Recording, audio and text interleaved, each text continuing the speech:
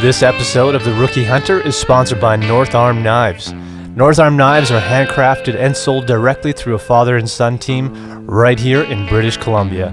Choose from a selection of outdoor knives, kitchen knives, and the brand new folding knife from northarmknives.com. They ship internationally and guarantee all their work. Callie and I use their products and give them our stamp of approval. Go to northarmknives.com.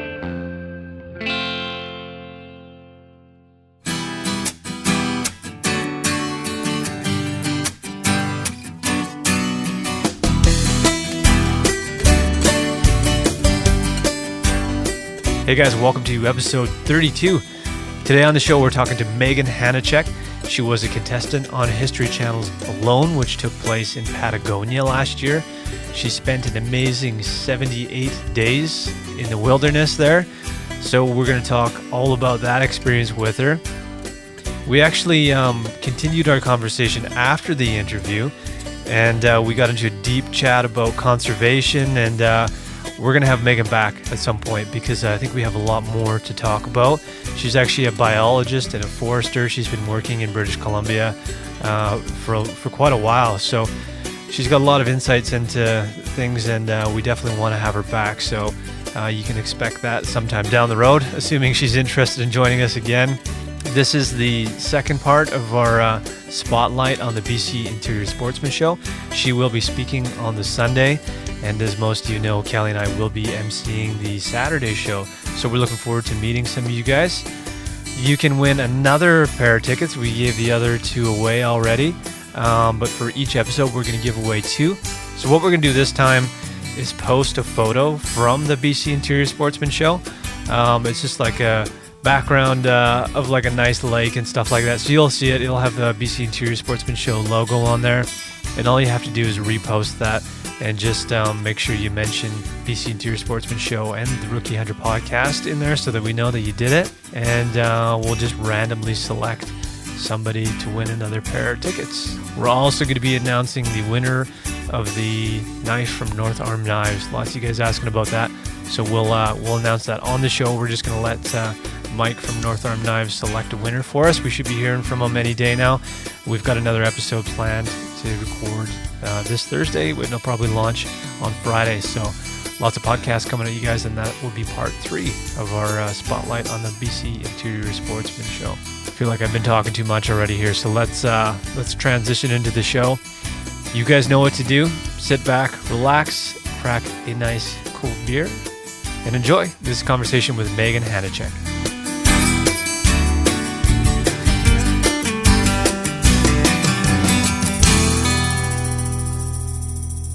Kelly? A little Instagram action with the venison.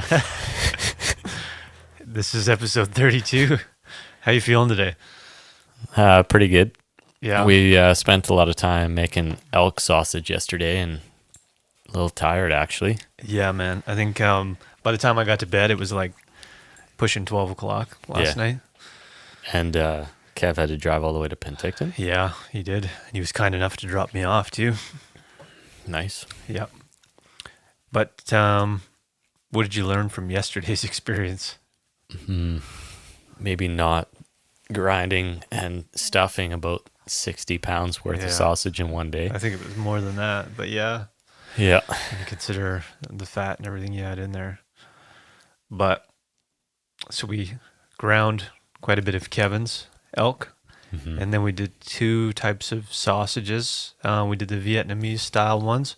Again, that one's from Renella's book. And then we did some from Hank Shaw, which was your choice. Sage juniper venison sausage. So I'm pretty pumped about that. We actually fried up a little patty of both kinds. And they both tasted unreal because the Vietnamese ones, we bumped up the serrano peppers. Yeah. And we added chilies. Yeah. And there's a bit of a bite in the piece I got. Nice. Out of the frying pan there. So I'm pretty pumped about that. I think that was one thing we were missing in the last version we did. Those ones are really good. And I think like the majority of people would like those because some people aren't too much into the hot stuff. But I mean, it still tastes like venison sausage. It's just that they have a freshness just from all the citrus and I took a photo of all the fresh ingredients that we were using for cilantro. Yeah. and all the peppers and Yeah. And then the other ones, the sage juniper, they tasted pretty good. yeah. Like, again, all fresh ingredients, organic sage, and like just good stuff, right? It's you cut all the juniper or sage leaves, grind up all the juniper berries, and I think there was celery seed. This is a Hank Shaw recipe from Buck Buck Moose. Yeah. But yeah, once you're done prepping all those ingredients, the whole house just smells like you're out in the mountains. Yeah, man. So I'm Nice. hoping the sausages taste the same way. I think so. What was the description on there? It was good. He said it tastes like the hillsides of California on a summer day. That sounds pretty good. And the liquid that you use, because you usually have to add some type of liquid, whether it's water or red wine or to sausage. But the liquid that we needed for this was gin, and we used a local distillery. That gin is amazing. Yeah, they have a very nice gin, and it's pretty unique.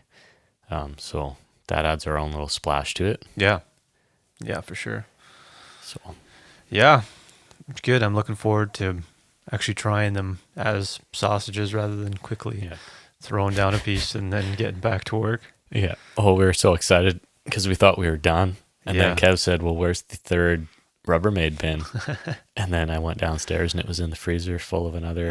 So we have 10 more pounds we have to do something with, which is probably going to be more sausages or just use it as grind. We'll see. Yeah. But it's ready to go. But yeah, we finished cleaning everything up and like excited that we finally got through all this meat because we started probably around 1:00 and by the time we were done cleaning all the stuff, it was probably around 11 or something like that. And then that's when we noticed there was one more bin unaccounted for, which was in the freezer full of meat. Yeah. Well, you're constantly throwing bins out in the freezer and taking out. some out. And, Yeah. Yeah. But yeah, my biggest advice, I think, for anybody who wants to make their own sausages that are going to be really good is to not go out and buy your pre-made seasonings and stuff like that. Do your own with fresh ingredients, and it'll make a huge difference. There's nothing like fresh stuff, man. Yeah. The one thing I was looking forward to with this batch was actually hanging it for 2 hours and letting it dry. But I think that's one of the lessons too, is if you want to get super specific and gourmet with them, it's best to do small batches, like 5 or 10 pounds at a time. Yeah. I think. Unless you start super early, like start in the morning and get ready to do some work. Yeah, smaller batches next time. Yeah. That was too much for one day. Yeah. The grinder did well though. Yeah. The old LEM. Yeah, it was getting a little bit warm at the end there, but nothing major. So No. it's good. It wasn't noticeably like it was definitely warm on the body there, but as far as pushing the meat through, it wasn't really snagging too much. No, not at all. Yeah. And definitely colder meat makes it a lot easier. You notice that? Yeah. You don't even have to use a plunger with the just cold meat. You just her in drop there. it in. Yeah. Yeah. Yeah. Sweet. Well, yeah, I'm stoked to try those out. And I also learned again that North Arm knives are sharp. So I nicked my other thumb, so I evened it out. Oh, that's hilarious. I don't know what's going on. Like, Bree came home. She's like, "You didn't cut your finger again with the same knife, did you?" yeah. Speaking of North Arm knives, we're going to announce the winner on the next episode of the mallard bird and trout knife that we've been waiting to give away. I think we'll let Mike choose the winner from North Arm. Let them decide. For sure. So we'll announce that next week. People have been asking. I think they're excited to find out if they won or not. I haven't responded to anybody as far as when we'll be. I just thought we'd leave it open and see what kind of reaction we got. And there's some great photos on there. I know you and I have a handful of our favorites. So, but yeah, I've got a couple favorites. We can send them over to Mike. And let him choose. Let him do the final decision. Cool. Well, the last episode was great. I went back and as much as I hate hearing my own voice, I went back and listened and kind of just wanted to go through it again and take note of some of the stuff that Aaron Snyder was telling us about there. So I'm pretty stoked. The only downside, I guess, is that I know we have more shit to buy. You more so than me, but And I also have that fishing trip coming up. right. So, Yeah, and I'm just booked a flight to Spain today too, so yeah. Well, what are you going to hunt over there?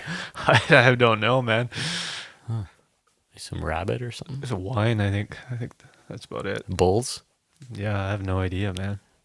I should look into that actually. Yeah, you should see when that run is. Yeah. I don't know if I'm into that or not. No, I would recommend not. It seems like one of those things that maybe you should it's part of their culture and heritage and everything like that, but I don't know, man. I don't know too much about it, but Especially if you don't know the streets.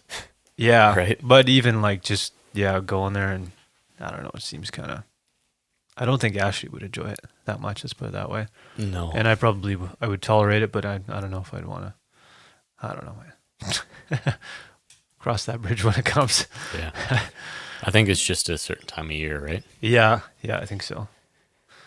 Maybe we have some listeners in Spain. They could write in and tell us. Let me know. I don't know Yeah. if we do actually, but I'll check. I'm sure you can hunt something in Spain. Oh, I'm sure. Sure, there's something. We'll find out. Yeah. Lots of new listeners from the last episode, so welcome to everybody who's joining us for the first or second time. Kelly, what have we got on tap today? So we have a Indie Ale House Brewing Co. And it's an IPA. Yep. And it's called the Cock Puncher. Nice. What do you think of it? It's good. So it's a very big, strong, bitter imperial IPA that has a lot of punch. It's 11%. Yeah. And it's also plus 100 IBUs. So it's pretty strong. It's An understatement. yeah. So this was from Chris. And he's planning on putting a podcast together out of Ontario. So he came by. He just happened to be in Kelowna, wanted to ask us some questions, and was kind enough to bring us these beers. What's the other one we got there? Oh, I didn't know this one was here. Yeah, number 2, just in case we get desperate. Same brewing company, but it's the Instigator IPA. Nice. We'll crack that one next. Yeah, that one's more of your 6.5%. Nice. I'm guessing. I don't know what the IBUs on this one is, but I think it's more of a standard IPA. Yeah, the Cock Puncher is just what I needed. That's a special run. Yeah. This beer. So if you go on their website, they have their flagships, and then they have Cool. rare or special run beers. The labels are pretty cool. That Yep. one, there's a picture of a cock, like a chicken, Yeah, and a fist. yeah. He's not actually punching the chicken or anything, but Not yet. not yet. But yeah, pretty cool. So yeah, thanks again, Chris, and good luck with your podcast. I'm stoked to hear it. I won't say much about it, but when he does get it up and going, we'll be sure to let people know what it is and where they can find it. For sure. I was just going to read this on the IPA we're drinking here. It says, some beers should come with a warning label. This one does. Nice. And yeah, like I said, us being sort of tired today, Cock Puncher was the way to go. Yeah. Okay, so we've got Megan. We could probably get online here and give her a jingle, Cal. Sure. If you're ready to roll, I might have a quick swig of beer. Sure. Are you tired of that sound yet? Hey, Hey, how's it going, Megan? good. How's it going? Good. So Kelly and I are both here. Hey, Megan. Good. Can you hear us all right? Yeah, sounds good. How about me? Yeah, sounds good. So you're on Vancouver Island? Yeah, I'm on Northern Vancouver Island. Oh, nice. Nice. How's the weather there? Well, we woke up to frost this morning. It was -1. Oh, okay. It's odd winter this year. Yeah, Definitely. Even same thing here in Kelowna, but I guess it's the first day of spring, and it actually felt like it today. It was cool, but the sun was out, so I'll take it. So, how are you guys doing? Can't complain. We just poured ourselves a beer here, and I should grab a beer. I'm just drinking coffee because I'm going to have a late night tonight with some deadline. oh, nice. Yeah, good idea. Good. So we're looking forward to seeing at the BC Interior Sportsman Show. Have you been out this way before? I've worked all over the province, but well, since it's only the second year, I haven't actually gone to the show before. Oh, But I'm okay. looking to it. Yeah, I've quite a few friends and colleagues that work in that area of the province. Oh, nice. Good. So are you going to be on the Sunday then? Yeah, I just tried to coordinate it because I have a meeting up in Kamloops on the Tuesday, so I'm going to be flying in Saturday night, and then it just happened to work out that I could come in on Sunday to the show. Good. So if you don't mind, Kelly and I know a bit about you now, which is great. But just let our listeners know a little bit about your history and all that, if you don't mind. Okay, so I'm a BC girl. I was actually born in Ontario, but we moved out when I was a couple months old. And my dad is a biologist, so I grew up doing a lot of biology exploration, and he also had a photography business. So I kind of got involved in nature just by osmosis. And we moved to Vancouver Island when I was a couple months old, and I ended up getting a biology degree from Simon Fraser University. Did that for a few years. I was actually going to go into medicine and just figured out that I love the outdoors way too much. I wanted to have a job that was entrenched in the outdoors more than being stuck inside. So after my biology degree, I went on and became a professional forester as well. And I've kind of worked all over the place. I've worked from the Arctic and all the way down to the Antarctic, into the States, into Europe. And then I've worked mostly throughout British Columbia, and I just consider myself extremely lucky to be a biologist and forester and get to work in this part of the world. And my main stomping grounds were throughout the Great Bear Rainforest. So I was involved in quite a few of the negotiations that helped put that legal order into place. And yeah, I just love the outdoors, and I just consider myself extremely lucky to be doing the job I do. And just recently, I was a contestant on History Channel's Alone show, which was down in Patagonia. And I ended up making it to the finale show, and I had a broken tooth, which kind of took me out at the end. Oh, no. Yeah, but I made it 78 days, so I can't really complain. I would have been extremely disappointed if I hadn't had as long as of a journey that I did. So I'm happy with it, and I'm happy with how everything turned out at the end. And yeah, lots of life lessons in that show and that journey, and just surviving with 10 very primitive things to take with you for 78 days. I've done hunting and camping trips. I've worked in fly camps in the Yukon for the whole summer. I've been stuck overnight when our helicopter doesn't show up for our forestry pickups, but nothing really quite compares if all you got is a knife and there's a wild boar and pumas around your handmade shelter. Oh, man. Yeah, so definitely it built a lot of self-confidence. I felt fairly confident working in lots of different ecosystems before that, but that was a whole other level. And it's the real deal. It's reality TV, and I wasn't quite sure what to expect, but we had to film the whole thing by ourselves, which added another challenge to it as well. But yeah, it was amazing. It was quite the journey. Yeah, I can only imagine. It sounds like it. Before we want to spend some more talking about Alone and everything that went into that. But you just sort of touched on it, this being a hunting, fishing, outdoor show. We got to ask, are you a hunter yourself, or? Yeah, so I just growing up with a biologist father. I grew up fishing, and we lived right by the ocean. So I was lucky enough to have ocean fishing. Nice. And I actually started my career in fisheries biologist. So I walked thousands of streams all over the coast and around Prince George in the interior of BC, and really got to know fish habitat really well from boots on the ground and in the river. And we did a lot of inventory studies of a lot of streams. So I got into fly fishing about 20 years ago, and I've been ocean fishing for a long time. We do hunt in our family. I've done bird hunting and deer hunting, and I've had other tags, and we can talk about that a bit later. There's Sure. some animals I haven't gone after. I've just kind of considered the science and the inventory of what's gone on with some of the species in the province, and I've kind of held off a little bit on that for now. But I have no problem with grouse and bird hunting and deer hunting. For sure. Yeah, for sure. Somebody who we're in contact regularly with is Jesse Zeman from the BC Wildlife Federation. And one of the things we're going to be talking about is numbers and stuff like that. So we're interested to see kind of how things are as far as populations go, because hunting's a hard thing to navigate. You want to make sure you're doing the right thing, but sometimes you're just not sure all the science is there. So it's we have such a vast province too that I don't know if we have enough eyes out there.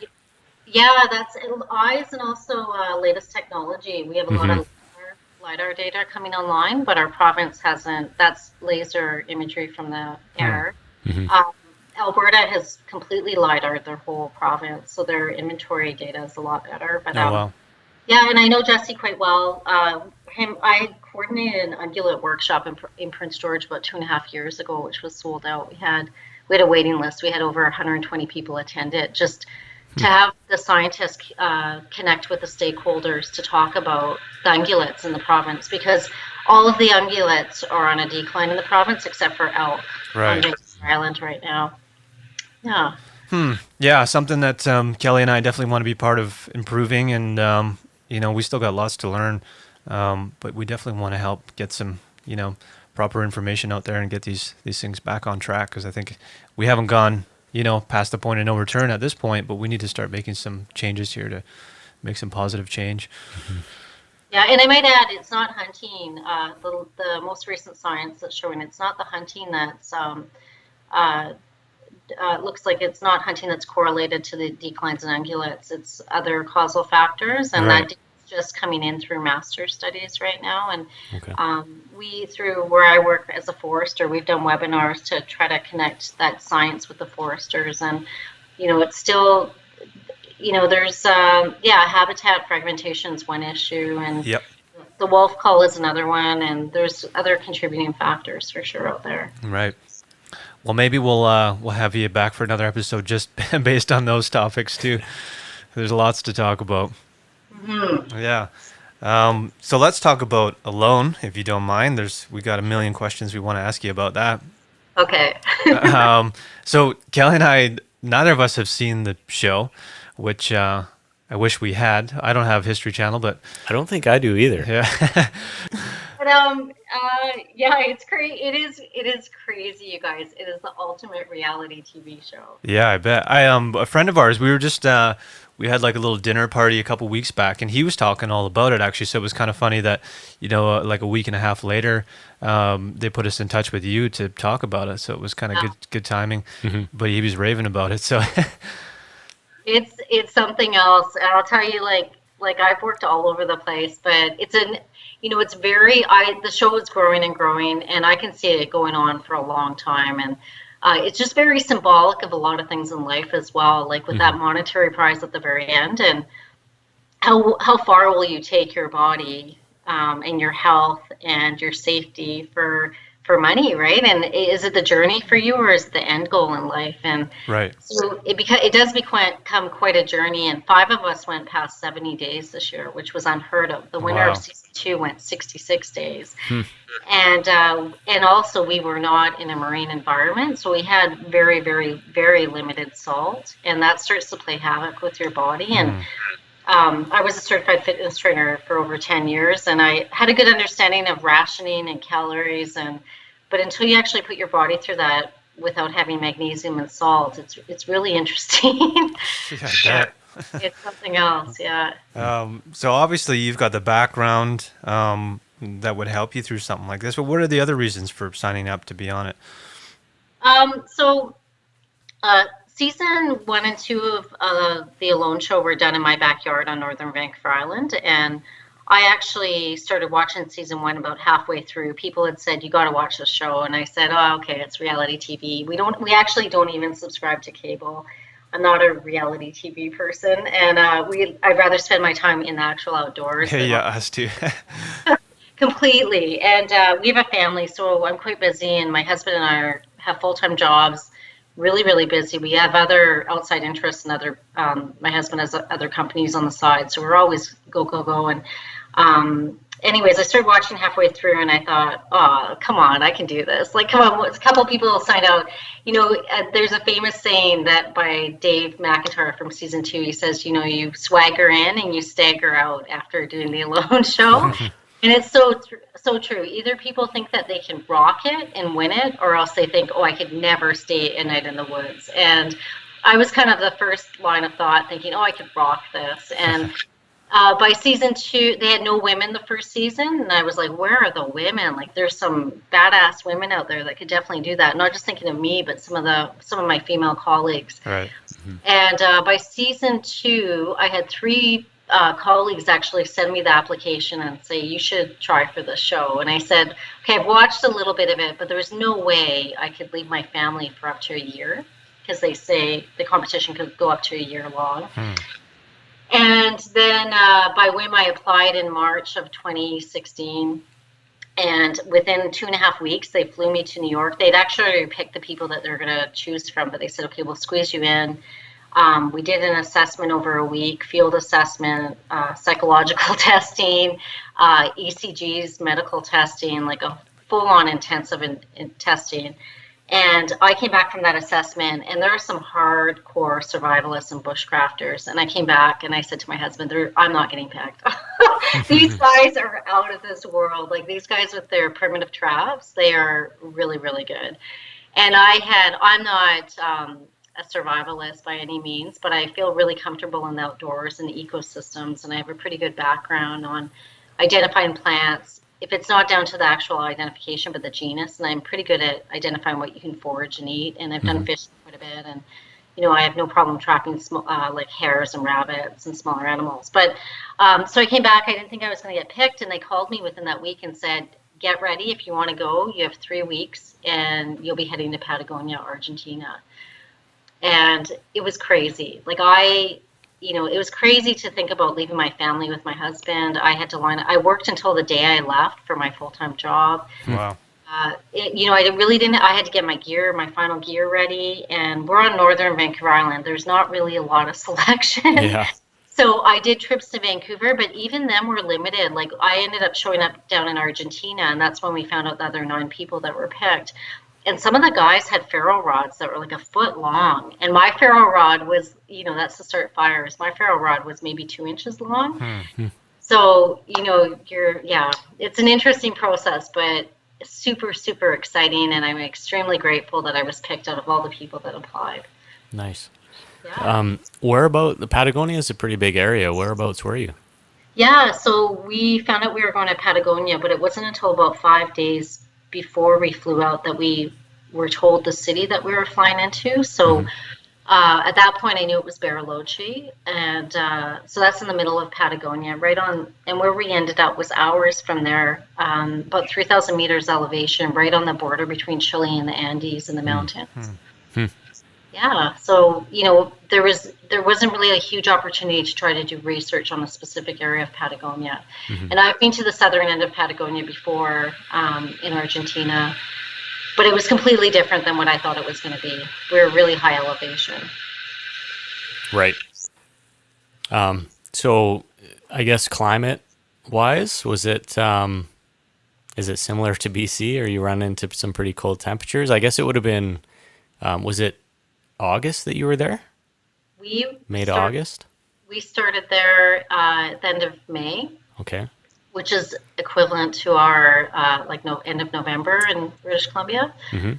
And it was a little warmer than they thought it was going to be. They thought they'd be dropping us off in about 2 feet of snow, but it was a little warmer for the first couple of weeks. But the nights were still really cold. Probably, negative 15 is what we were dealing with every night. Yeah, and that's intense.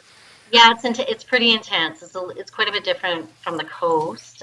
We have a lot of damp cold here with the rain in the rainforest, but it was still very similar in a lot of ways. The trees were different, but the topography being mountainous, it was higher elevation, but it was very similar to what I'm kind of used to on the coast here. Good. So, I know, shows like Survivor, man. I know I think in a lot of situations when he's going somewhere he hasn't been before, he'll spend a day or two with locals and kind of find out, different methods for hunting and find out what different plants you can eat and stuff like that. Did they do any training with you guys like that, or did they pretty much just leave you on your own to figure it out?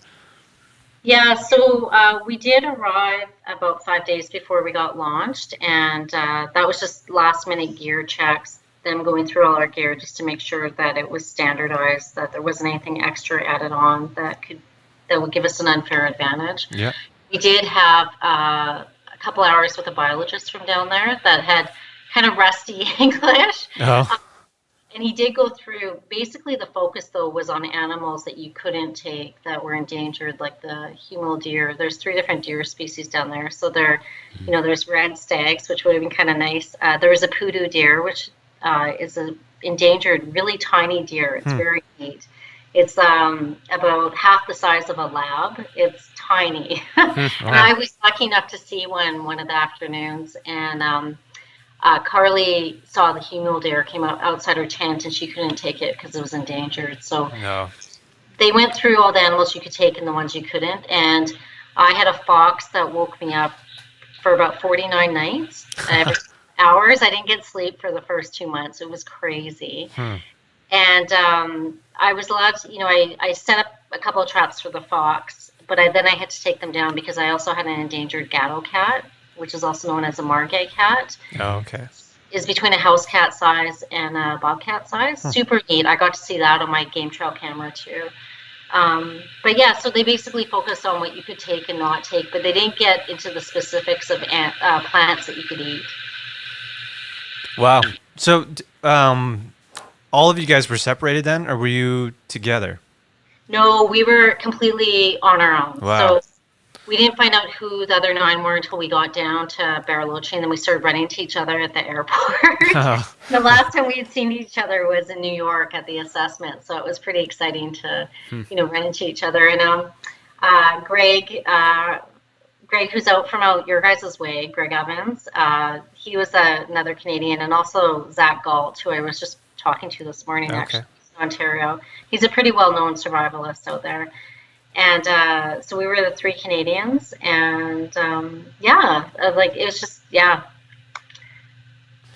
So did they bring you in a helicopter or a float plane or something like that, or what's the situation? Yeah, so we did bump into each other down there, and then on launch day, they just put us out in a field, and we didn't even know, like they took our cell phones when we got down there, so we had no idea where we were. We couldn't use Google Earth. Oh, wow. You kind of turned us around. It was kind of a foggy day, so you couldn't even see the sun to get your bearings. And they took us off by helicopter, landed us on different beaches, and then some of us went into boats, some of us went into multiple boat rides to bring us to our sites. And we were spread out over 3 different lakes, a whole chain of lakes. And yeah, we were completely separated. Some of us were about 5 miles apart, but none of us ever ran into each other. We were restricted to our territory. So that's what another thing that makes this difficult is it's not like regular hunting where you can go and track animals. Right. And them. You are constrained to your territory. It's an interesting idea. Yeah. That's a huge component that constrains you as well. Huh. Interesting. So when they dropped you off and left you with all your stuff, how did that feel? Oh my gosh, it was like, okay, I'm committed. And I'm a person that, I put a lot of deliberation to my decisions, and I commit to things. Once I commit to them, I'm committed to them. And I just knew I was committed to that. I'd already, I'd taken my wedding ring off, so I wouldn't even have to think about my family and my husband. And some people bring photos of their loved ones, and I deliberately did not do that because I didn't want to be sitting in my shelter in negative 15-degree weather, just pining to be back home. Yeah, that would probably make it a lot worse. It's a bit of a mind mess up for sure. Yeah, for sure. So I was thinking, okay, here we go. Start focusing on the essentials of water and shelter, and start scoping out the territory. And right.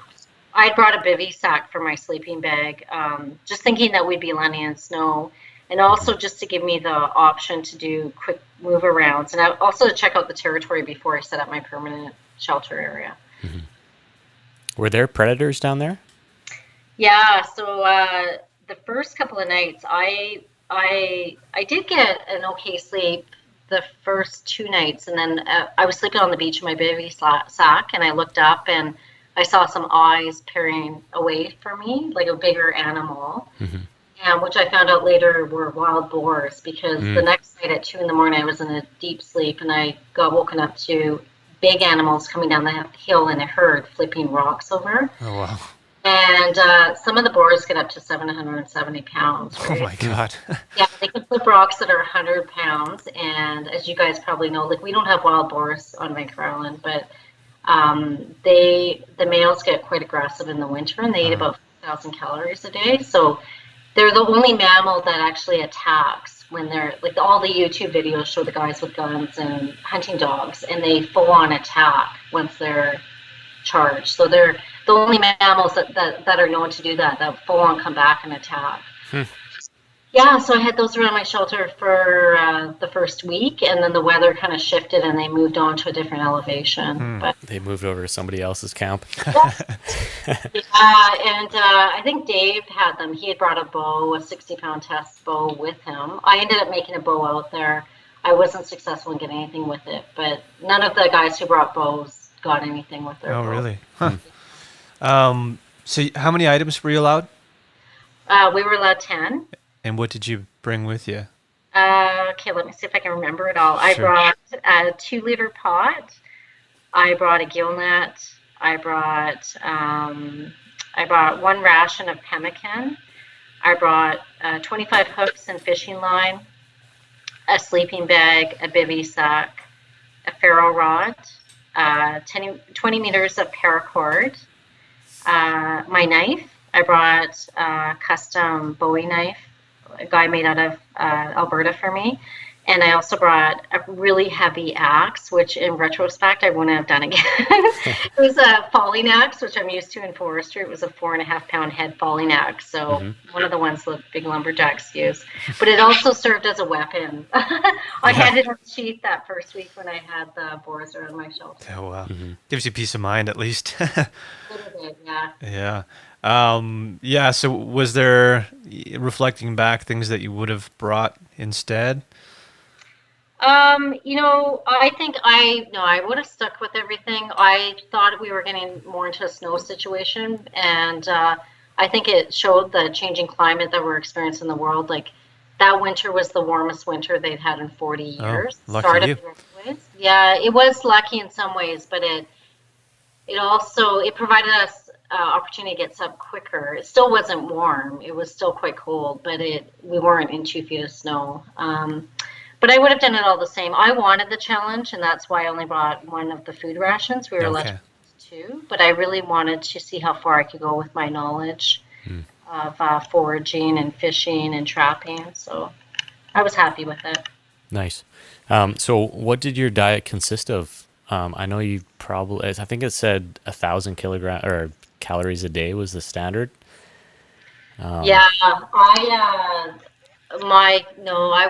was living on about 760 calories at the start a day. I'd ration everything out, and that includes I caught 38 fish when I was there. Nice. Yeah, I did the best out of the women fishing, and and quite a few of the men too. I started a bit later with I did passive fishing. I'd made a fishing rod, but it actually took up too much time to actively fish. So I set up passive traps everywhere, and that's what most other people did too. Oh, okay. In some form or another, and mine worked quite well. So I was eating about 35 different plant species and different berries. We have salal here on the coast, Gaultheria, and they also have Gaultheria down there, which also has a berry. It's quite different than ours. So about 35 different plant species. There was no nuts. There was some mushrooms down there, so I knew the mushrooms, so I could live off that. That doesn't give you a lot of calories, but it gives you a lot of vitamins and minerals. And then fish, we had brook trout and rainbow trouts that were stocked in that lake. And then they disappeared for a lot of people around day 30, but I had dried out a lot of the roe from the fish I caught, and I managed to keep fishing when some people started to lose the fish because they went off to spawn. And it was all males that I was catching. They were going after the roe after the rain. So Smart. yeah, that worked out really well for me. Yeah. And then I also caught a hare twice. It's really hard to catch a hare. I imagine. Paracord, and you're trying to work off a lot of bushes, and Hmm. I snagged 2 hares and they got out. They were big hares. Hmm. It's sad. It would have been a game changer for sure. Nice. So hunting and fishing is always exciting and rewarding. Even when you can go home and still have food in the fridge, but I can only imagine what it's like when you're out there trying to survive. Dependent on it. Yeah. Yeah. Yeah, when you my first fish I caught, I was so excited because I had a difficult fishing spot. It didn't really show it on TV, but I had a lot of light in my area, so there wasn't a lot of shade for the fish to hide in. And I had it's a glacial till lake, so it's like quicksand for the first 10 feet out, and then it dropped off about 30 feet down into it's just quicksand. Like you walk out on it and you sink up to your waist. Oh, It was wow. crazy. And then I had reeds right along that sort of drop off. So when I did catch fish passively and I'd go out in the morning, they would have wrapped themselves around the reed and sometimes broke off. Or so eventually I ended up cutting up my gill net and making this sort of purse dip net that allowed me to pull the fish and the hook from the other side. So I wouldn't lose the fish and the hook on the reeds. So that saved me probably about 15 fish in the long run. Hmm. But it is super exciting when you haven't eaten for a couple of days. So Yeah. it is, and then you just have a fish that night, like fish soup, and you're eating everything. You're like, it makes you really appreciate having food. I bet. Uh, What did you do to keep yourself entertained when you're by yourself? Like, I've never been by myself for that long. I don't think a lot of people have. Do you find yourself talking to yourself a lot or creating games for yourself to keep your mind busy? Or are you just so busy trying to survive anyways that you don't have time to get too crazy? Yeah, I knew that was a bit of a game plan for me, is just to keep busy, and I knew calories was going to be a issue. So I built a lot of traps. I had 200 different traps out there, terrestrial and also in the water, like on the water.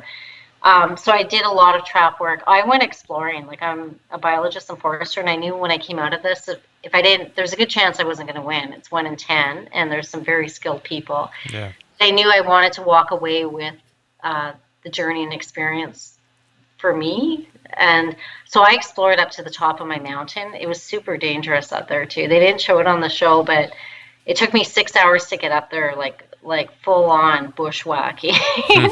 And got up to the top, did a lot of foraging up there. There was a lot of wild boar sign up there and trails and little caves and stuff where they were going into. But yeah, I kept myself busy. I explored that whole territory. So we only had about 80 meters of shoreline, but we could go all the way up to the top of the elevation. And I actually wanted to go up over the top of the hill. And I'm glad I didn't, because when I looked at Google Earth when I got out, it was a full-on drop-off with Oh, wow. I don't know, 500-meter cliffs. It was crazy, full-on drop-off on the other side. But yeah, I kept myself busy. And no, I'm just reading, there's a new book that's out called Stranger in the Woods about a guy who lived in Maine for 27 years.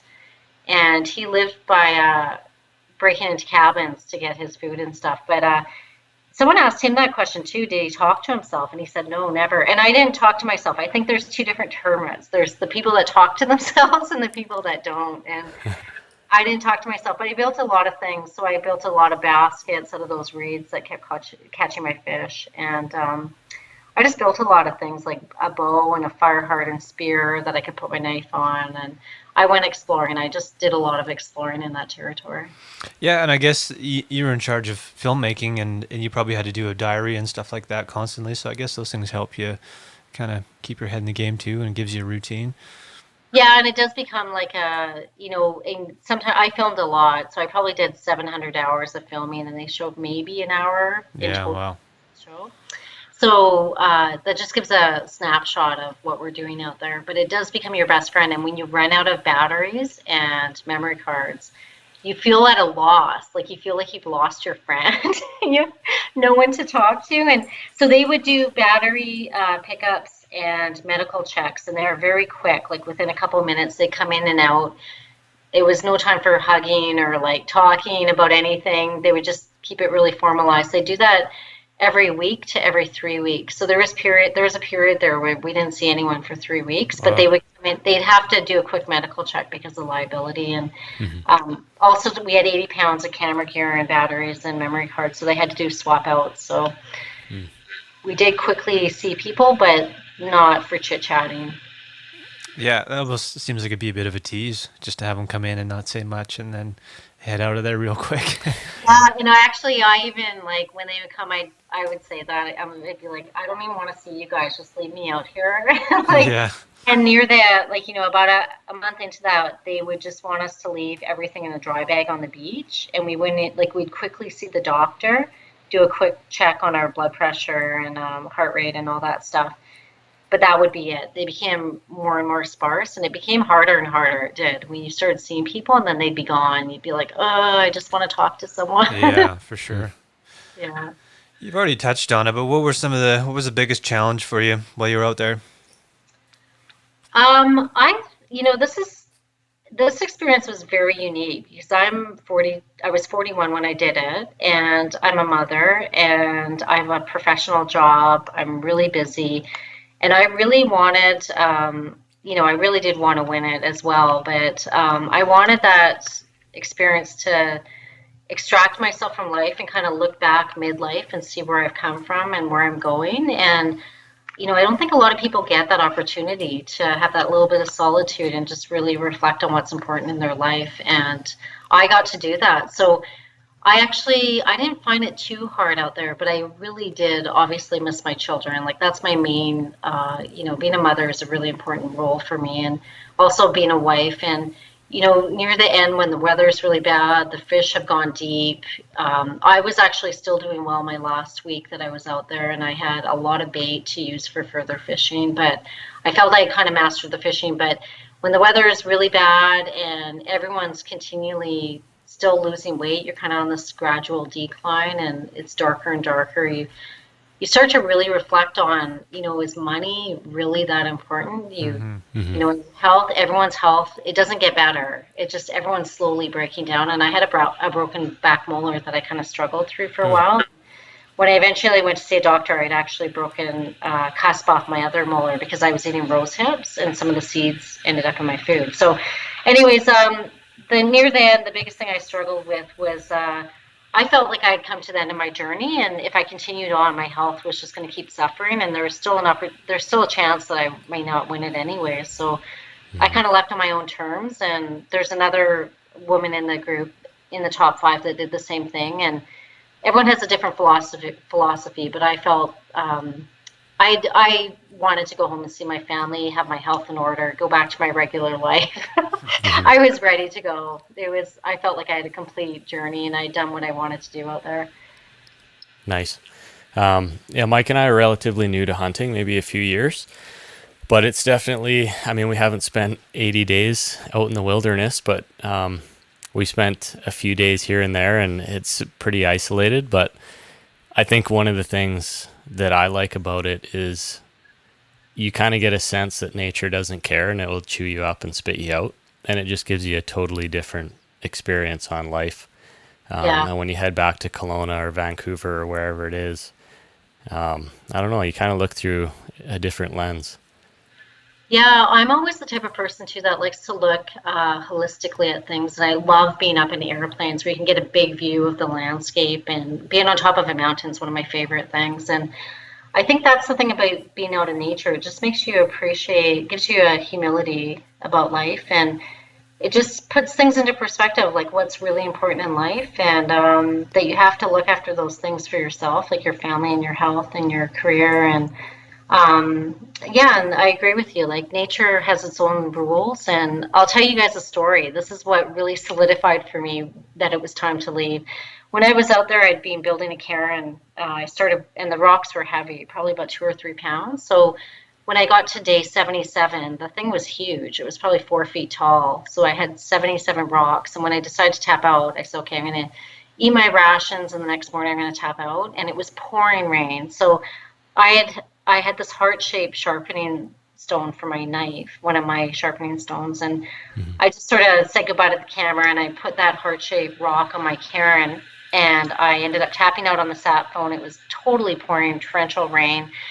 And then we had exit interviews. And when the boat went around that corner where I had put the cairn, the water level had rose the last couple of days. And when we came around the corner, the cairn had completely broken down. You couldn't even see it anymore. The lake had swallowed it up. Wow. I can't even explain it, but it was like, Pretty symbolic. So symbolic to me that nature will just eventually overcome anything man has put on the landscape. And and also just solidified for me that time and energy are so important in life. And, what's going to be my footprint at the end of this? And what am I going to leave? And what kind of energy am I going to bring into situations? Because it is really limited. And, I agree with you. Like, the one thing I love about being a forester and biologist is that we're often alone out in nature, and it's like a meditation for me, just being fully absorbed into nature. I love it. Yeah, I love it. And I've done about 2,000 days in my life, and I just find it's like meditation. It's the best job in the world. Yeah, being out there, I always feel like when I come back from be it a backpacking trip or a hunting trip, I always feel like I've just been reset back to zero, and you just feel amazing. You just have so much time to think, and it puts everything into perspective. And it's, if somebody doesn't have the outdoors in their life, it's something that I think they're missing for sure. So hopefully what you've done and that inspires people to get out there for sure.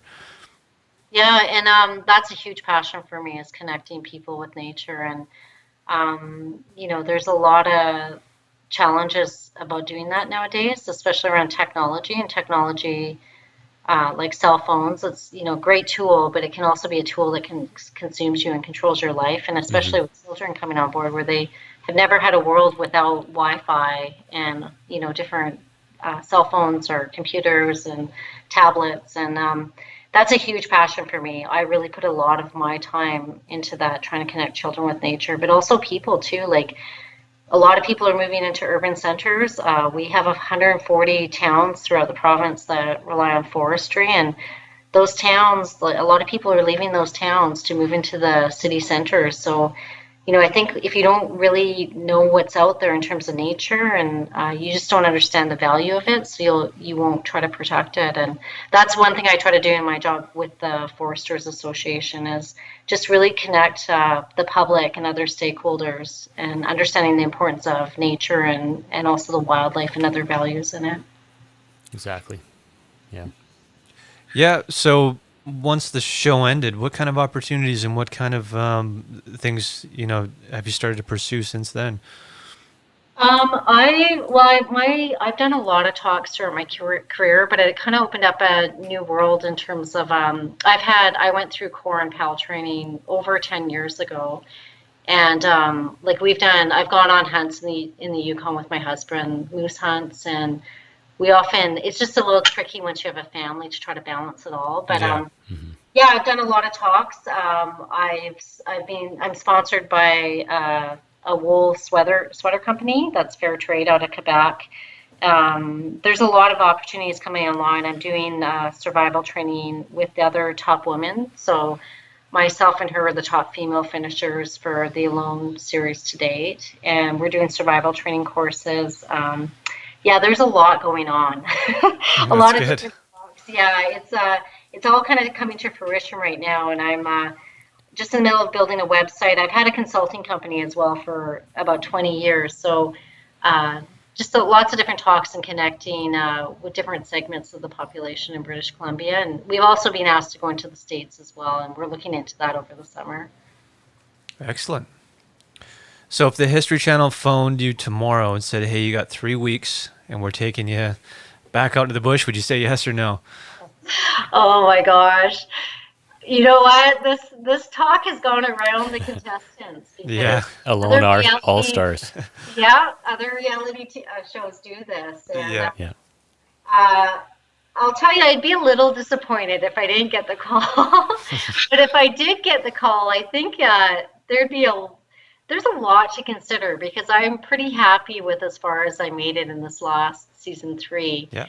And there's a lot of risk, like anything in life, and you guys know that, being out there hunting, like it's all about taking the right shot in the right time, and just going in for another season. There's that risk that something could happen to me and I'd be out in 3 days, and that's sort of how people remember you, as your last activity. So right. It's a huge sacrifice for people that you leave behind, your family and your work and your children. So I honestly think they should offer more money. It's $500,000 American right now, and the IRS takes half of that. So Yeah. Right. yeah, I don't know how it works for Canadians. I think you can try to get that back, but it's the hardest thing you can do. Like it's easy enough to talk about it now 6 months later, but it is very, very difficult when you're struggling with starvation, isolation. You just don't really know what's going to come next. You don't know if you could potentially be out there for a year. There's a lot. It's the ultimate game, I'd say. Yeah, for sure. Kelly and I are planning, it's only 7 days. It's not 70 or 80 or whatever you ended up doing. Yeah. We're doing a backpacking hunting trip in northern British Columbia at end of September this year. Have you got any survival advice for us or for anybody who's planning on going out into areas in the backcountry for extended periods? One thing I would suggest is, I think you guys know this, but just be prepared. Just think of worst case scenario. And I think it's always a good idea to bring a ferro rod with you. Fire is so important. Yeah. And if your opportunity for starting a fire is gone, you're kind of screwed out there. So, you need that to purify your water and to also cook your food. But yeah, and also bring a camera. You're gonna have a great time up there for sure. Yeah, I've got a DSLR, and it's usually we're asking ourselves whether we want to pack it or not, but we ultimately do every time, and we're thankful that we do. Yeah, for sure. Yeah. And I actually have a great story coming down through northern BC after a moose hunt on LaBerge Lake in the Yukon River. We came down through around Fort St. John, the first snowfall at dusk, and they had just salted the road. And we came around a corner, and every ungulate you could imagine was shoulder to shoulder along that yellow line. We actually had to drive about 5 kilometers an hour, bumping them out of the way. Wow. But they had everything from bison to elk to caribou, all there licking the salt on the road. Crazy. It's like an African water hole or something. Okay, I had never seen anything like that in my life, but luckily we weren't going Mach 20 down that road. Awesome. Yeah, we're definitely going to bring the camera. I think a few of us have already said, if you don't want to carry it, I will. Yeah.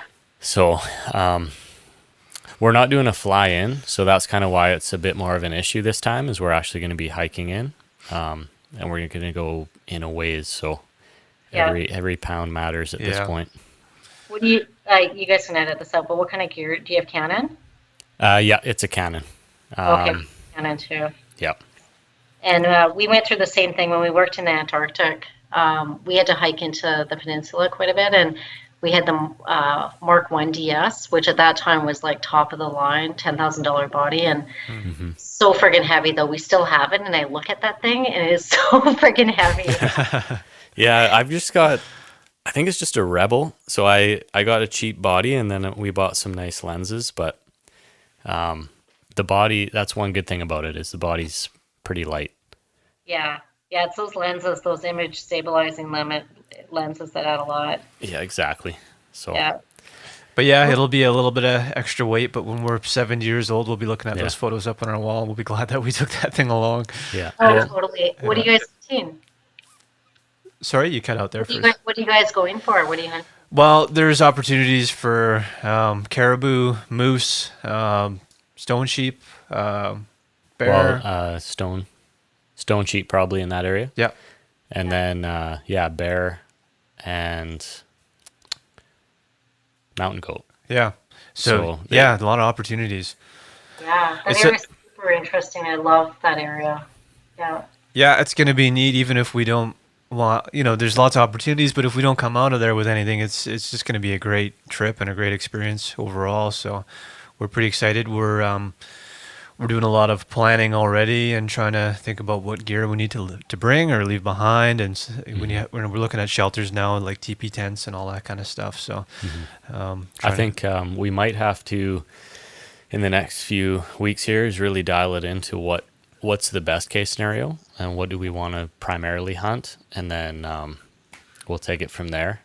But Yeah. at the same time, just going up there and seeing what we run into, I don't think we're too put off by that idea either. Yeah. So Have you guys ever brought pemmican as a food item?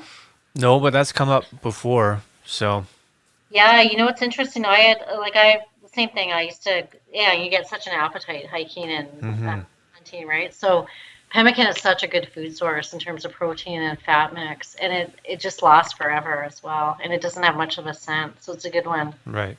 calorie per weight. Yeah. Good. We'll add that to the list for sure. Yeah, Yep. yeah. Get someone who I have a good recipe if you guys need it. Good. Awesome. I think we'll probably follow up on that one then. Sure. for sure. Good. Well, before we let you go, if people want to find you or any of your workshops and stuff like that, where can they go?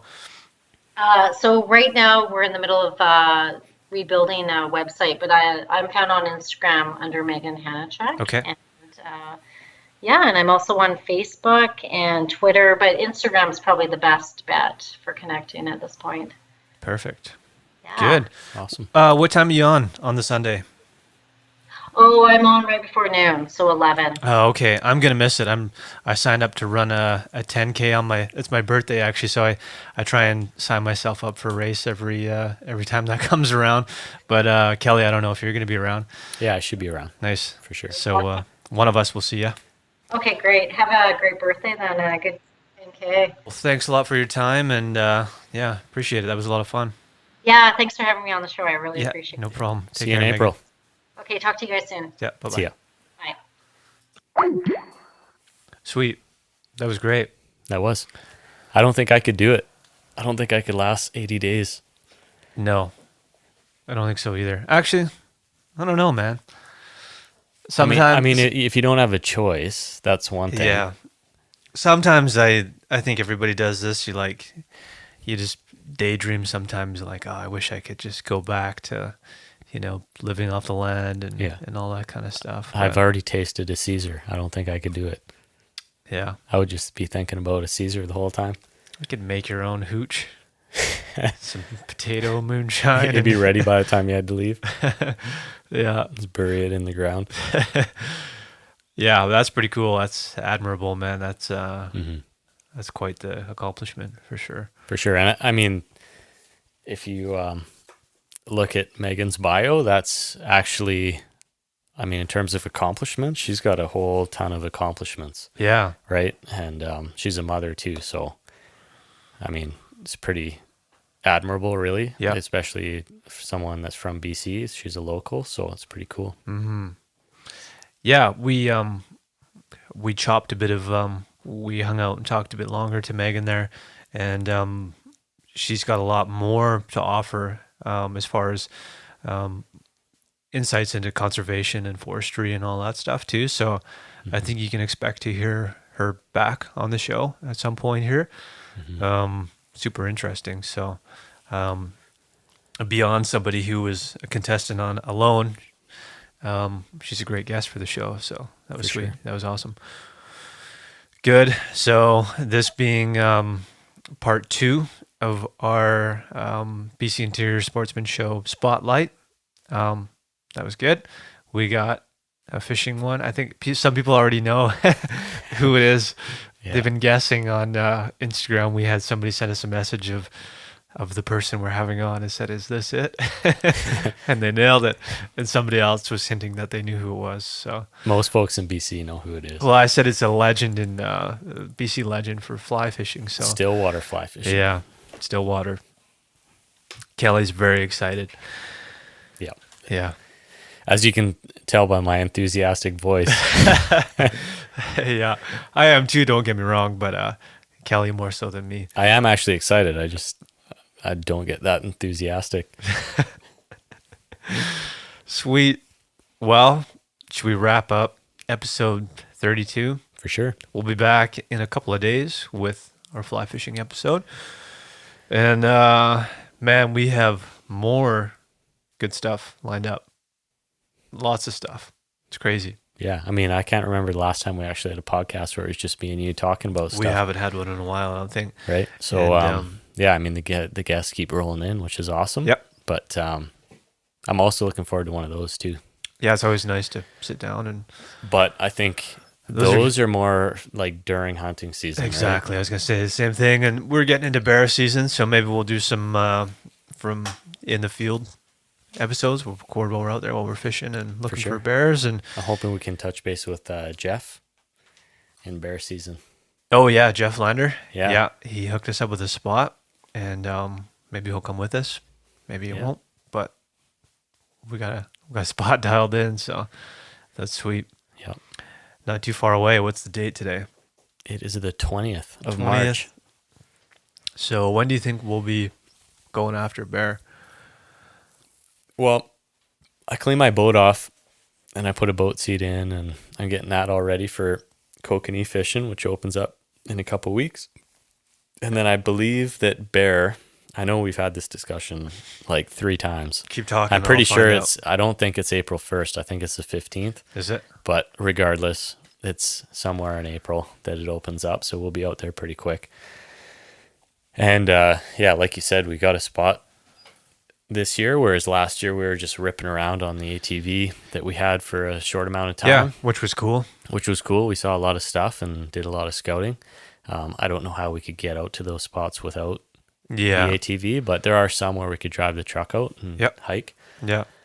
I don't know. I'm stoked. I think we actually have a better shot this year, even though we don't have the ATV and everything, right? Yeah, I think so, man. You just need a good spot. I've been in that area before, and I think you have too. Yeah. And it's bear country for sure. It's not that far from here. It's great country overall. It's beautiful out there. Yeah, even the birds, like the predatory birds and stuff hanging around there. It feels a lot like the Kootenays. That's what I find interesting about it, and that's why it seems to make sense to be a good spot for bears. Yeah. Black bear, April 1st, Cal. It is the 1st. Yeah, I don't think we'll be getting out April 1st. I kind of see it more into closer to May, probably. We still got some snow hanging around, but I've heard that you don't want to leave it too late. You don't want to go too early. If you can get out there when the snow is not fully melted yet, but it's kind of pushing them into certain areas where they're going to feed, that's where you're going to find them, right? But if you wait too long, then all that snow melts and they move back. That's up there, though. That's the only reason why I'm thinking, like, we'll have to wait a while yet. But yeah, exactly. Anyways, we'll see. Yep. Take a little day trip up there and see what happens. You never know. Yeah. Cool.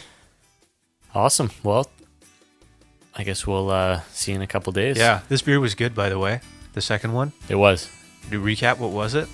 It was same brewery, Indie Ale House Brewing out of Toronto, and it was the Instigator IPA. It's nutty. Nutty indeed. Nutty. All right. Happy hunting, guys. Cheers. Cheers.